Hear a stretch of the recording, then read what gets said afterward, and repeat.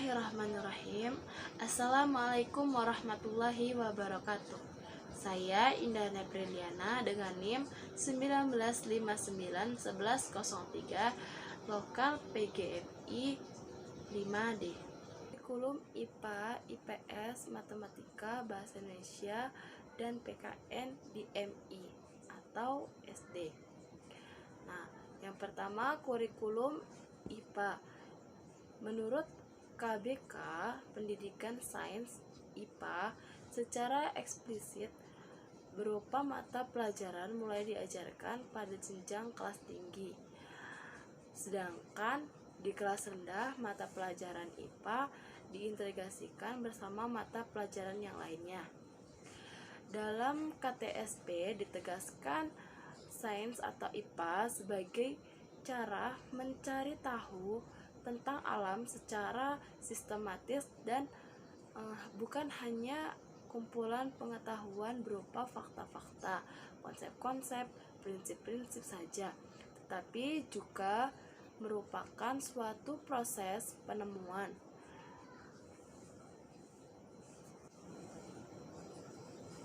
Tujuan ruang lingkup mata pelajaran IPA di dalam Permendikbud Nomor 22 Tahun 2006 telah ditetapkan bahwa mata pelajaran IPA di SD atau MI bertujuan agar peserta didik memiliki kemampuan yang pertama memperoleh keyakinan terhadap kesabaran Tuhan Yang Maha Esa berdasarkan keberadaan, keindahan, dan keteraturan alam penciptanya.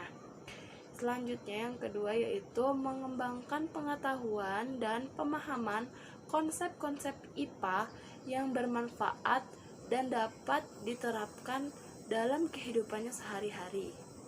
Yang ketiga, mengembangkan rasa ingin tahu siswa, sikap positif dan kesadaran tentang adanya hubungan yang saling mempengaruhi antara IPA, lingkungan, teknologi, dan masyarakatnya. Yang keempat yaitu mengembangkan keterampilan proses untuk menyelidiki alam sekitarnya, memecahkan masalah, dan membuat keputusan yang lain. Yang kelima yaitu untuk meningkatkan kesadaran yang berperan serta dalam memelihara, menjaga, dan melestarikan lingkungan alam. Yang keenam, meningkatkan kesadaran untuk menghargai alam dan segala keteraturannya sebagai salah satu pencipta Tuhan. Selanjutnya yaitu memperoleh bekal pengetahuan, konsep, dan keterampilan IPA sebagai dasar untuk melanjutkan pendidikan ke SMP atau MTS.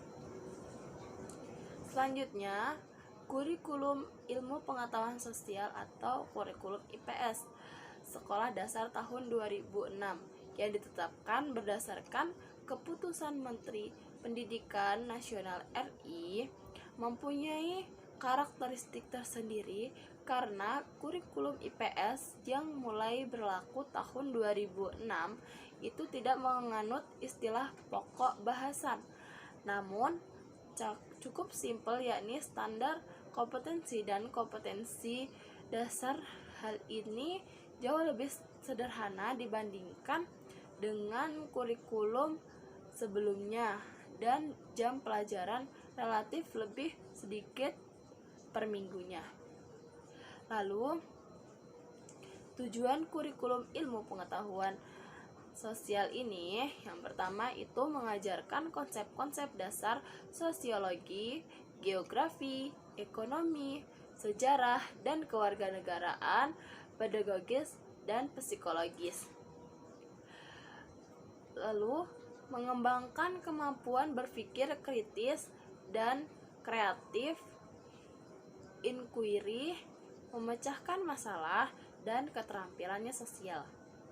Selanjutnya, yaitu membangun komitmen dan kesadaran terhadap nilai-nilai sosial kemanusiaan Dan selanjutnya yaitu meningkatkan kemampuan bekerja sama dan berkomunikasi dalam masyarakat majemuk, baik secara nasional maupun secara global. Selanjutnya yaitu pembelajaran matematika. Didefinisikan tentang matematika dapat berbeda-beda tergantung pada bagaimana pernyataan dijawab, di mana pertanyaan itu dijawab, kapan pertanyaan itu dijawab, dan siapa yang menjawab pertanyaan tersebut. Dan tujuan dari kurikulum matematika ini yang pertama itu memahami konsep matematika, menjelaskan keterkaitan antar konsep, dan mengaplikasikan konsep atau algoritma secara luas, akurat, efisien, dan tepat dalam pemecahan masalah.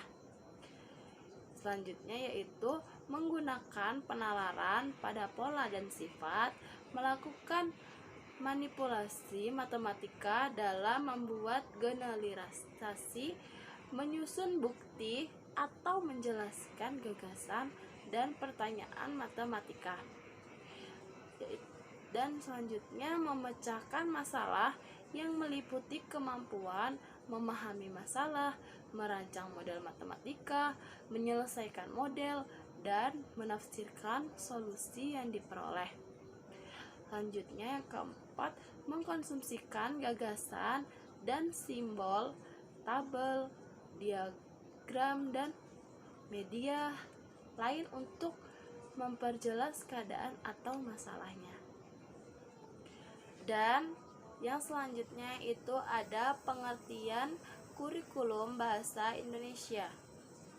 Bahan belajar mandiri ini membahas kurikulum sekolah dasar, mata pelajaran bahasa Indonesia yang sedang berlaku saat ini, yakni kurikulum 2004 atau lazimnya yaitu disebut kurikulum berbasis kompetensi atau KBK. Dan kurikulum tingkat satuan pendidikan atau KTSP.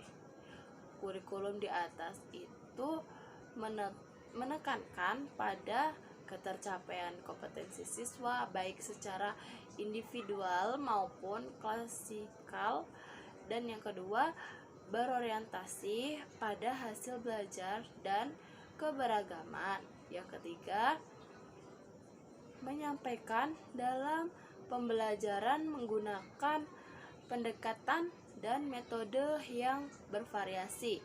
Yang keempat, sumber belajar bukan hanya guru saja, tetapi sumber belajar yang lainnya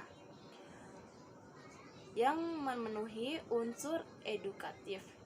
Dan yang kelima, penilaian menekankan pada proses dan hasil belajar dalam upaya penguasaan atau pencapaian suatu kompetensinya.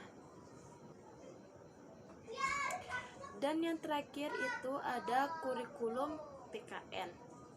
Nah, kurikulum PKN ini adalah acuan untuk mewujudkan tujuan pembelajaran pendidikan kewarganegaraan yang merangsang siswa untuk memiliki kecakapan berpikir secara kritis, rasional, dan kreatif.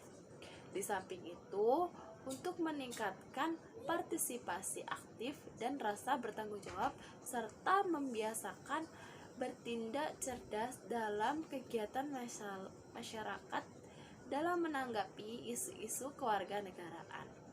Tujuannya yaitu untuk pendidikan kewarganegaraan adalah menciptakan warga negara yang memiliki kenegaraan, menanamkan rasa cinta tanah air dan kebanggaan sebagai warga negara Indonesia dalam diri para generasi muda penerus bangsa. Itulah tadi penjelasan dari saya. Lebih dan kurangnya saya mohon maaf. Assalamualaikum warahmatullahi wabarakatuh.